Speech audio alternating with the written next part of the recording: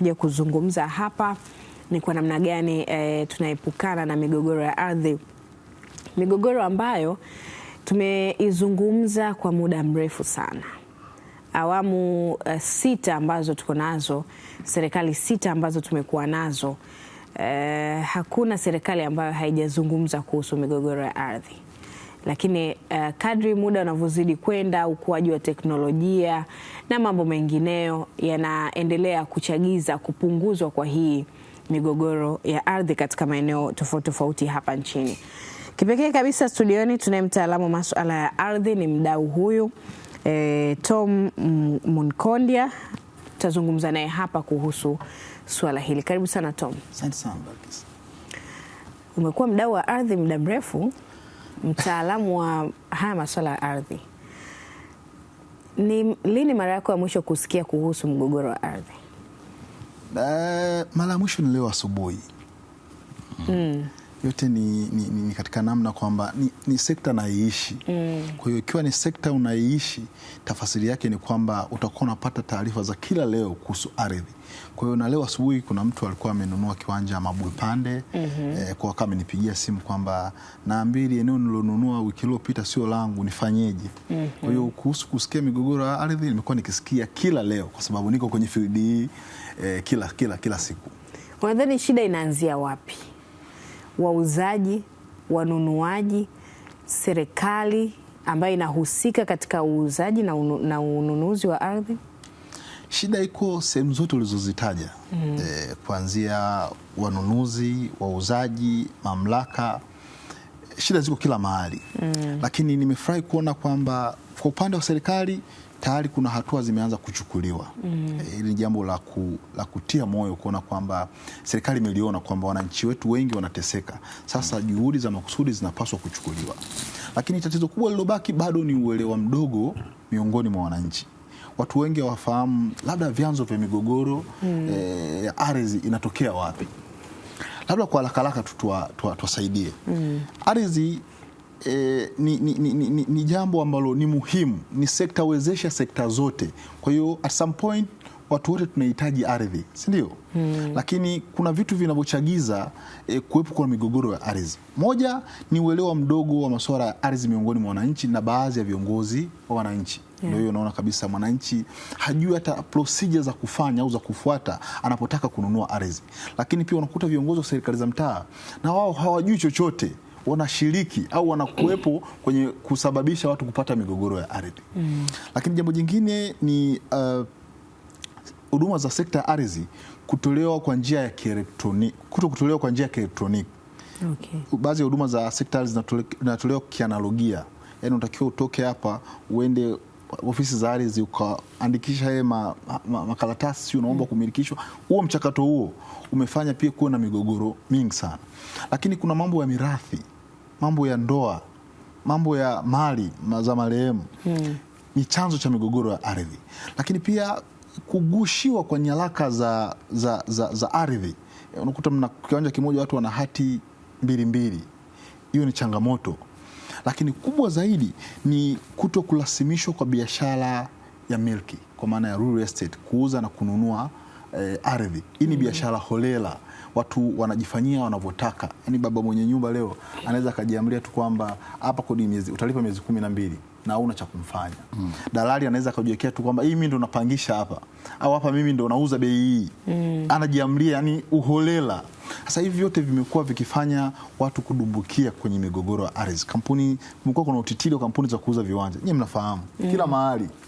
Sasa tunawekewa mpaka vispika barabarani. Yaani ukipita barabarani unasikia kiwanja wapi. Yaani kila kona kuna hivyo. Kwa hiyo uholela huu umefanya kuna migogoro mingi. Kwa sababu kumekuwa kuna kutapeliwa, watu wanatapeliwa kwa sababu alinunua labda kwa mmiliki ambaye si halali. Lakini pia kuna kubomolewa, mtu amenunua ardhi ambayo labda hakuangalia matumizi, baadaye kumbe ni eneo la barabara, kwa baadaye anajenga afu anakuja kubomolewa. Kwa hiyo migogoro hii yote inasababishwa na hayo mambo. Sasa ili tuwasaidie, labda unawezeje kujiepusha hivyo? Kwanza ni uelewa wa masuala ya ardhi. Tujielimishe kuhusu masuala ya ardhi. Unapotaka kununua ardhi, vitu gani vya kufanya? Sawa. Pengine vipi tunajielimisha kabla ya kwenda kununua ardhi? Unajua ni swali zuri sana. Leo ukitaka kununua gari lazima ujue sifa za gari. Hiyo gari imetembea kilomita ngapi, ina shida gani, ilipata ajali, kupata ajali, rangi yake, mambo mengi lazima uipekue hiyo gari, si ndio? Labda tu hata wewe tu unaweza kuwa huna elimu hiyo ya masuala ya ardhi, lakini tu ile kutambua tu kwamba ninapotaka kununua ardhi hii lazima niwe na taarifa za msingi kuhusu ardhi hii. Mmiliki wa mwanzo ni nani? Imepangwa kwa matumizi gani? Kimepimwa au hakijapimwa? Kina hatimiliki au hakina hatimiliki? Kinadaiwa kodi au hakidaiwi kodi? Kina mgogoro wote wa kimipaka, majirani wagombaniani mipaka? Hayo ni mambo ambayo unatakiwa kujielimisha wewe kabla hujaenda kununua hiyo ardhi. Ndio hayo unaposema lazima ujielimishe. Uwe na taarifa za msingi za hiyo ardhi kabla haujanunua, haujatoa hela. Hiyo itakusaidia kuweza kujua kwamba okay, niko upande ambao ni sahihi au sio sahihi. Vizuri sana.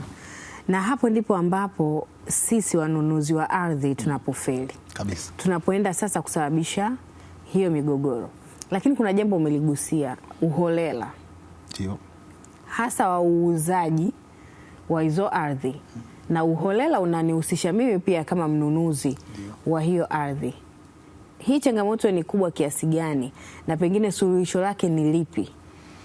Hili ni tatizo kubwa sana Balkis. Bahati mbaya ni kwamba jambo lolote linalotakiwa kufanywa kwenye nchi, hasa biashara, lazima iwe na miongozo, iwe na taratibu, iwe na sheria na chombo cha kusimamia. Ni bahati mbaya sera yetu ya ardhi kama muongozo wa masuala ya ardhi nchini ya mwaka 1995 ilikuwa haijaeleza kabisa juu ya masuala ya kuuza na kununua ardhi. Ni bahati nzuri mwaka jana Rais Samia alizindua toleo jipya la sera yetu ya ardhi ya mwaka 1995, lakini toleo la 2023. Ndio. Kwa mara ya kwanza sera ikatambua biashara hii kwamba sasa hii biashara inatakiwa kutambuliwa. Watu wasio wanajifanyia kiolela, madalali watambulike, wenye nyumba wajulikane, wapewe miongozo. Unapotaka kupangisha unatakiwa ufanye hiki na hiki na hiki. Wewe ni dalali, unapopangisha wajibu wako ni huu na huu, na wewe kama mnunuzi jukumu lako au wajibu wako ni huu na huu na huu. Kwa hiyo tumeanza kwenye mchakato huu kama nchi, tayari sera inatambua biashara ya miliki. Lakini nimefurahi kuona pia Wizara ya Ardhi imeshaanzisha kitengo maalum cha real estate pale Wizara ya Ardhi, na nimefurahi Dr. Upendo Matotola ndo wamepewa ukurugenzi wa kitengo hicho. Kwa hiyo tunaanza kusogea, lakini pia kwa sababu hilo ni tatizo kubwa la kuto kurasimisha biashara, inamaanisha sasa tunaenda kwenye kurasimisha. Inawahi kwamba unakuwa unaenda kupangishwa au kuuziwa na kampuni, serikali imesha kuandalia kwamba hii kampuni ni genuine. Tofauti na sasa hivi wewe ukienda kununua kiwanja haujui hata hii kampuni kama iko salama, sio salama, sio matapeli, hujui chochote. Kama hati zake ni feki au ni za kweli. Ndio. Inakuwa ngumu kidogo.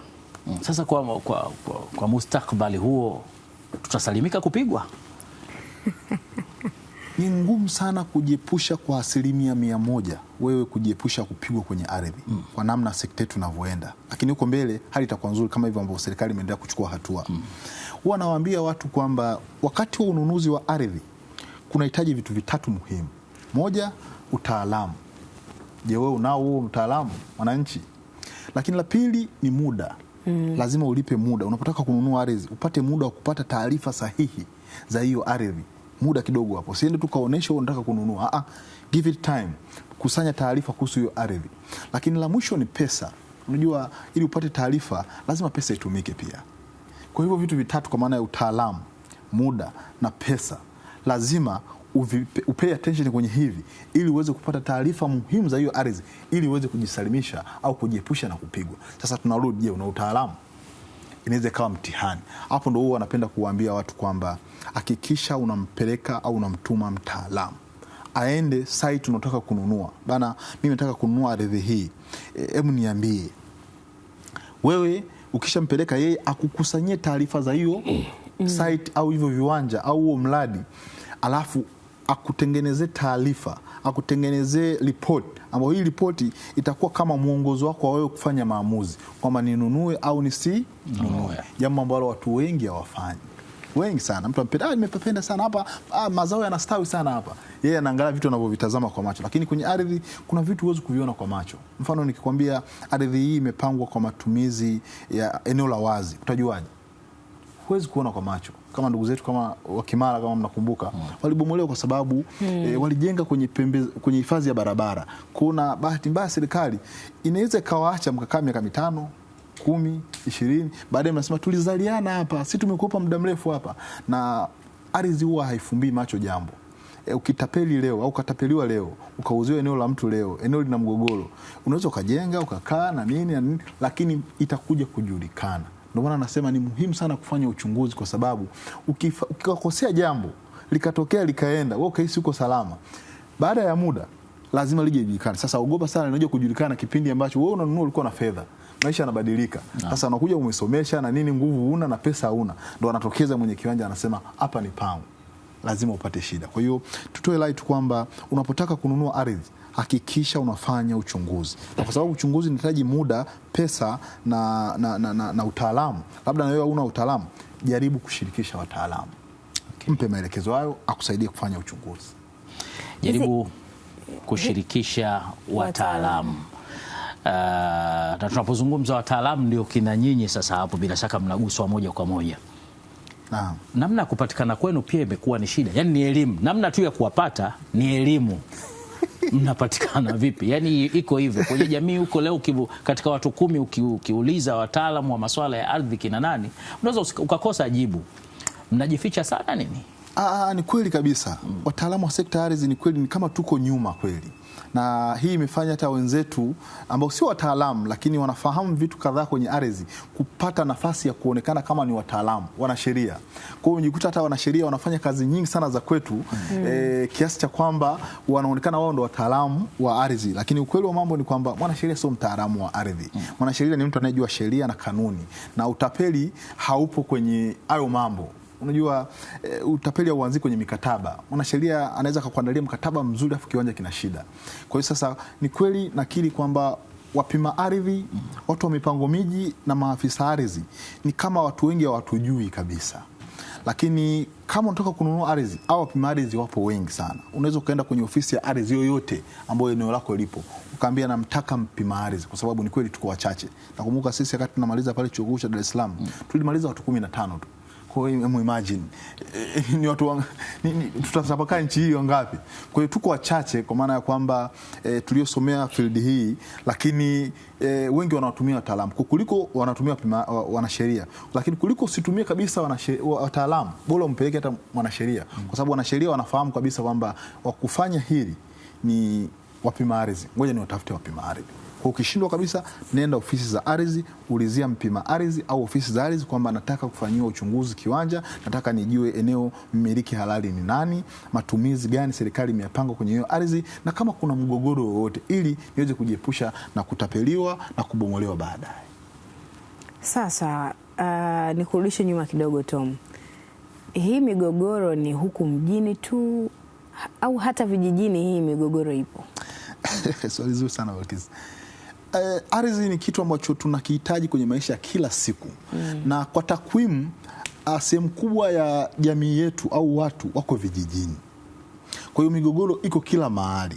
Lakini kwa nini migogoro mjini inaonekana zaidi? Kwa sababu watu wengi sasa kumekuwa kuna ile ongezeko la watu kuja mjini. Kwa hiyo uhitaji wa ardhi umekuwa mkubwa mjini zaidi kuliko vijijini, kwa sababu vijijini mara nyingi tunatumia ardhi ya kijamii, ya ukoo. Unakuta mmegawana tu wenyewe mlime na nini, kidogo uhitaji huo unakuwa sio sana, kwa sababu ni eneo la familia. Lakini huku kila mtu anataka kuwa na kaeneo chake, ajibanzi, ajenge maisha yake. Ndio maana umeona kumekuwa kuna migogoro inasikika sana mijini. Lakini ukweli wa mambo ni kwamba migogoro iko hata vijijini, na mara nyingi vijijini ni migogoro ile ya wananchi na wawekezaji. Kama mmekuwa mkisikia eneo la ardhi ya kijiji limechukuliwa na nini, kwa sababu hawa viongozi wa serikali za mtaa wanavyokuwa wanafanya mambo yao kidogo inaleta shida. Lakini mjini ni zaidi, kwa sababu wengi tunataka kuja kuishi mjini na kuanzisha maisha.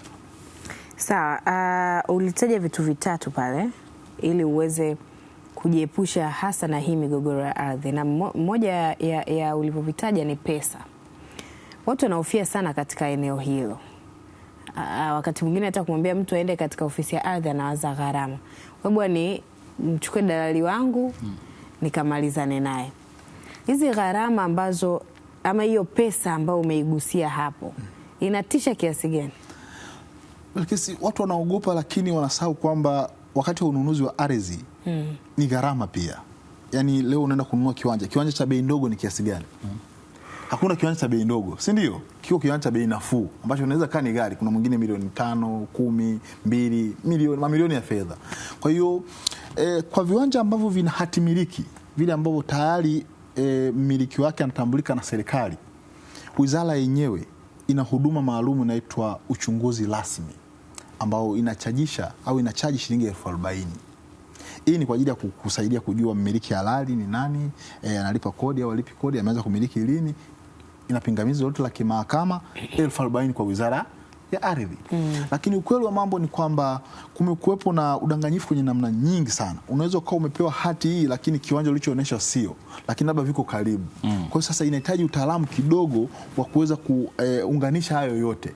Sasa hapo wataalamu wanatofautiana. Hamna bei maalum, lakini wataalamu wanatofautiana. Lakini pia ni gharama kiasi gani kusema okay, natumia hii milioni 1, nataka niashumu milioni 1 kwenye kiwanja cha milioni 10, milioni 20 au milioni 50 au milioni 100, kwamba nitatumia hii milioni kwa ajili ya uchunguzi ili kuepusha hasara nitakayopata nikiweka milioni 10 yangu. Kuna hasara kiasi gani?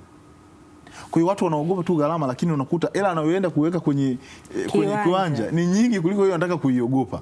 Kwa hiyo na mara nyingi wataalamu tunafanya sio bei hizo ambazo wengi wanakuwa na mishana. Unaweza kutaka 500,000, 300,000, 200,000, inategemeana na eneo liko wapi. Kwa hiyo sio gharama kubwa kama watu wengi wanakuwa wanatafasiri. Wanaogopa alafu wanaenda kuweka hela nyingi, baadaye anaanza kupata majuto kwa sababu anakuwa mpoteza kiasi kingi cha pesa ambacho labda kiasi kidogo ambacho angetumia kwenye uchunguzi kingemwepushia au kumuokolea kiwango kikubwa cha kingemwokolea gharama za kuzunguka kila siku mahakamani. Sahihi kabisa.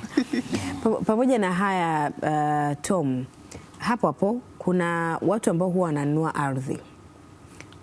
Wakinunua ardhi wanajimilikisha, alafu wanaanza kuuza wao kidogo kidogo. Na wakati mwingine sasa unakuta kumbe yeye aliponunua labda na huko hakumaliza.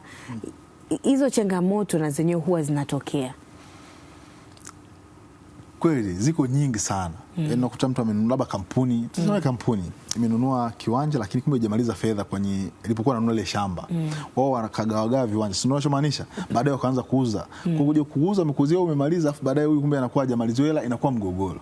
Sasa hayo yote ili ujue hayo yote, ndio hiyo nilichosema, lazima ufanye uchunguzi. Ukifanya uchunguzi unajiweka kwenye nafasi ya kutokutapeliwa, kutokubomolewa wala kupata migogoro ardhi, kwa sababu unakuwa umepata taarifa za msingi za hiyo ardhi kabla hujatoa fedha. Ndio maana ya uchunguzi. Kwa uchunguzi ni zoezi tu la kupata taarifa zinazohusu umiliki wa hiyo ardhi, nani ni mmiliki halali, huyu alinipeleka ni dalali au sio dalali, hii kampuni wao ndio wamemiliki hii ardhi, kama wamemiliki kwa namna gani, wamenunua, wamepewa dalali au wauzi. Utafahamu taarifa zote za umiliki, lakini pia taarifa za matumizi. Serikali inasema nini hapa? Ni kiwanja cha makazi? Ni kiwanja cha biashara? Au umenunua shamba, unatakiwa ufuge hapo. Ndio. Wewe unataka ukajenge gorofa. Akati ni eneo linatakiwa kutumika kama eneo la kilimo. Hapo kunakuwa na tabu. Kliniki za ardhi zinatembea katika mikoa tofauti tofauti hivi sasa. Zinaenda kutoa msaada mkubwa kiasi gani kumaliza hii migogoro ya ardhi? Moja ya programu nzuri ambazo ni pongeza sana Wizara ya Ardhi ni kliniki za ardhi. Unajua watu kisikia kliniki wanawaza mambo ya hospitali, matibabu na nini. Kabisa. Unaposema kliniki kwa lugha rahisi kabisa, ni kituo au sehemu au programu ya kutoa msaada wa kitaalamu au maelezo au ufafanuzi au utatuzi wa migogoro au changamoto fulani. Ndio kazi ya kliniki. Ndio maana unatakiwa ukapate huduma za kitabibu hospitali, lakini kwa sababu hospitali iko sehemu fulani, tunakuletea kliniki huko ili upate usaidizi ukiwa kwenye eneo lako. Kwa sasa hata kliniki za ardhi ni mbadala wa watu kuja wizarani au ofisi za ardhi. Sasa hii kliniki inakuja mlipo. Kwa hiyo ni kitu kikubwa, kwa sababu wataalamu wamebebwa kwa pamoja, wanaletwa kwenye maeneo yenu ya karibu, ili sasa muende pale mkapate huduma zote za ardhi na usaidizi na miongozo kwa karibu na kwa haraka, kwa sababu wataalamu wote wako hapo. Kwa hiyo ina faida kubwa. Moja, inarahisisha muda, kwa sababu badala kusafiri kwenda kwenye ofisi za ardhi, sasa wamekurahisishia, wataalamu wote wako hapo, kwa utawapata kwa haraka. Lakini la pili, utapata elimu na usaidizi wa changamoto zako zote hapo hapo. Lakini inapunguza migogoro ya ardhi, kwa sababu ukienda una changamoto, mna shida yoyote, mnatatuliwa hapo hapo. kuna program ya kutoa hati miliki kwa hapo hapo. Unajua hati miliki inachukua muda mrefu, nyinyi mnafahamu. Lakini kwenye hizi kliniki za ardhi ukienda tu ukapeleka nyaraka zako na kila kitu kikiwa kiko safi, unatolewa hati miliki hapo hapo. Ni baya kiasi gani jambo hili? Kwa hiyo kliniki ina msaada mkubwa sana kwa kurahisisha upatikanaji wa huduma za ardhi karibu na wananchi. Sasa sisi tukushukuru Tom, hii elimu ni endelevu. Mponda mtaalamu wa Kiswahili angetumia elimu mtambuka pia. Lakini pamoja na yote umenitafakarisha sana, unajua ulikuwa umekaa kimya sana. Sababu gani unajua? Umetoa mfano hapa, unanunua ardhi ya shilingi milioni 30. Kutoa 500,000 ndio kwa ajili ya mtaalamu. Hii koti inakuaga kubwa, inakuwa kubwa sana. Inakuwa ngumu. Alafu uja kustuka tayari ushapigwa milioni 25. Na kesa mahakama, si unajua, uje kesho, uje mwezi ujao, nini miaka 3 unafuatilia hela ambayo uliweka mara moja. Basi Mkondi, ushanifundisha bwana. Baada ya hapa na huyu ni miongoni mwa walionunua maeneo ya shamba, maeneo ya viwanda. Kanunua eneo la viwanda. Ndio maana alikuwa anamsikimu sana. Ametulia. Tunakushukuru sana. Tumezungumza hapa ni kwa namna gani unaweza ukaepuka migogoro ya ardhi, na kama unataka kununua ardhi hivi sasa ni muhimu kufuata njia ambazo mtaalamu wa ardhi Tom ametusaidia hapa. Hii ni elimu ambayo ni endelevu. Tutaendelea kukukumbusha kwa sababu ni jukumu letu sisi kukuelimisha.